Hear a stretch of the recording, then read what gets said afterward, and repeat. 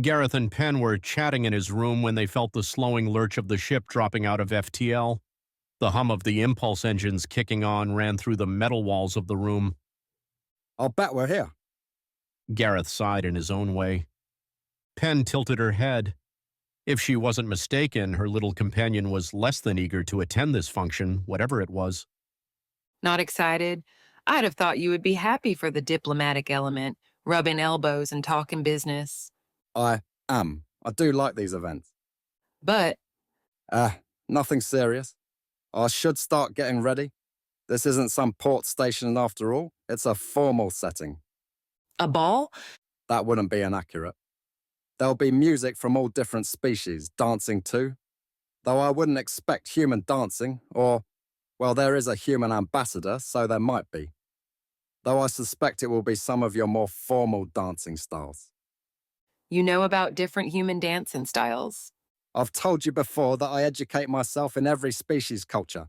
Naturally, I have done research in your people's various rituals. Penn chuckled at his insulted tone. She started to notice that his body language very clearly indicated his mood. When insulted or embarrassed, he'd almost puff up in a way and throw his head back or turn it down to one side. Fair enough, fair enough. My apologies. He had learned well the dry tone of her sarcasm. Yes, I'm sure. He stood from his desk and walked over to his wardrobe, opening it.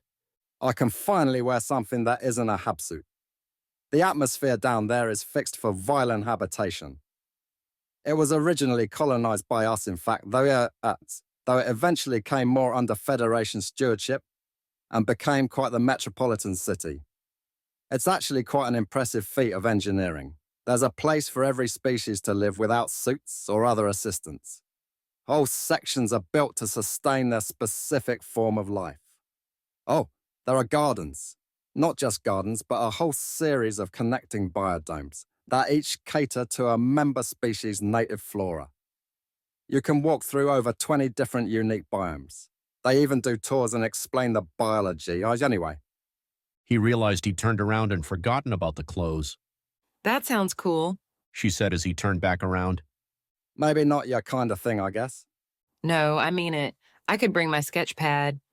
You could. There are places to sit and they don't close. They do have the origin planet's day-night cycles though, so they get dark sometimes. The Ocean exhibit is almost always dark, at least by your or my standards. He perused his hanging clothes. They had an odd texture to them, made from an alien material that had a straw-like but also shimmering quality to it. Style-wise, they reminded Penn of the few pictures she'd seen of old Greek clothing. They were light and airy, and looked like they were meant to drape over the wearer rather than cling to them. She also noticed once again how much of his face was actually covered by his breather. Its absence made it noticeable. She muttered, noticing something else. Yes? He asked without turning. Are you more orange than you used to be? He was. What used to be pink hues had turned a deeper orange. The change had been so gradual that she hadn't noticed till now. I am, yes. He chuckled. It's part of a normal cycle for violent men. Molting, I think, would be the best word you have for it. Just cells replacing themselves, which means I should finally heal from that crack in my shell. Ah. No need, as I've said, it was better than the alternative. She didn't say anything more. After a few moments of silence, he pulled down an intricately embroidered piece of clothing and held it to his body. What says the human? Neat design. Gareth rolled his eyes. What? Nothing. A clothier you are not. She shrugged at him as if to ask what else he might have expected. He couldn't exactly argue. Her wardrobe could best be described as austere. All right, then. A choice between this one and this one. He held aloft two identically designed pieces that differed in color. One a cream color with red designs and the other cream with navy blue designs. Well? Hold on. I'm thinking, first I'm too quick, now I'm too slow. He sighed. Sometime this century. All right. Blue goes better on you than the red. Blue it is.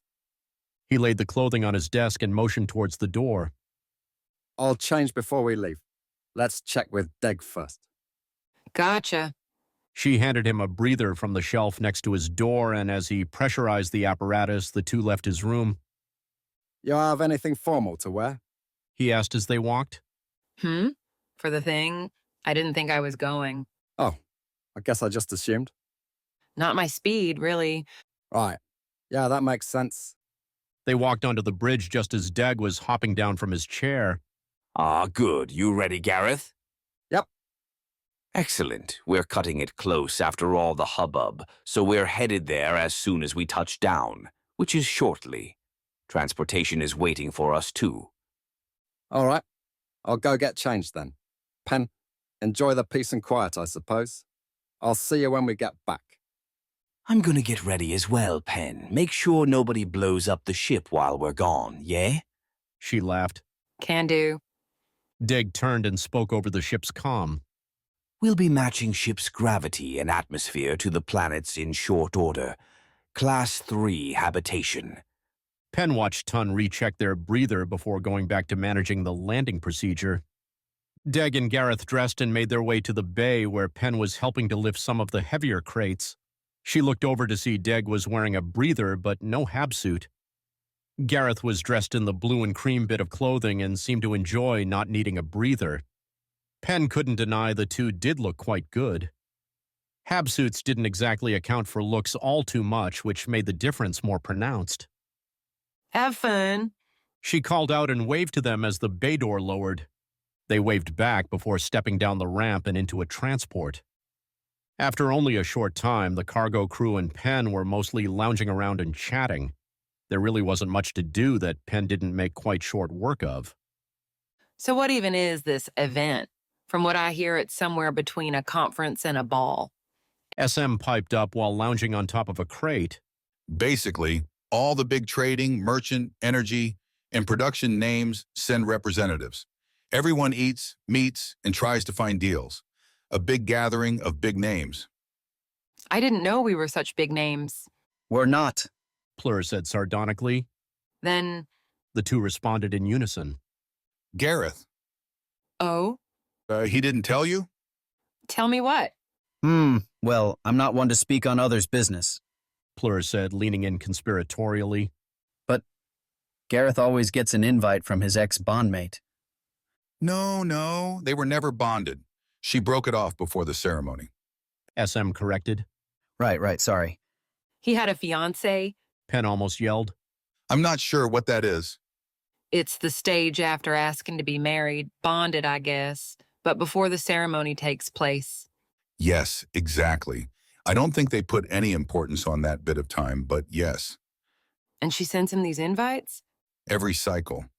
As an apology for breaking things off, she's still a friend? Oh, no Pen. The opposite. Plur said. SM picked up the gossip train. It's an extraordinary insult. She does it to keep reminding him of their difference in status. Difference in status? Yes, in Wyland culture, your status is determined by how many people you have working under you and how skilled or unique said people are. They evolved as a merchant-dominated culture, so it's an old tradition.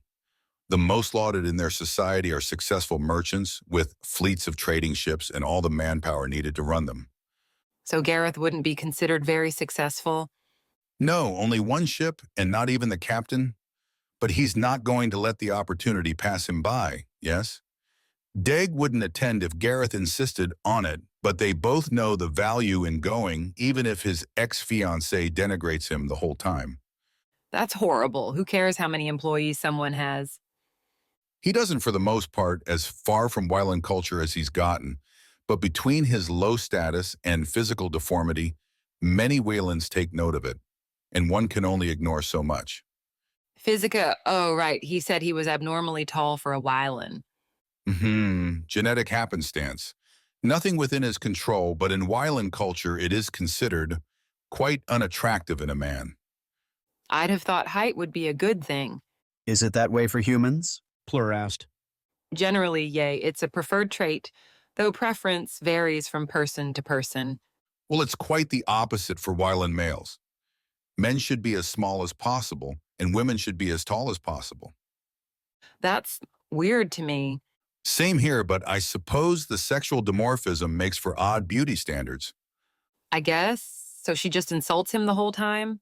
As far as I know, yes. Holds it over his head, if I'm getting your saying right. Yeah, I see. You said it's not just number of employees, but their skill in their field? Yes, and uniqueness. Hmm. Penn stood. I think I may attend after all.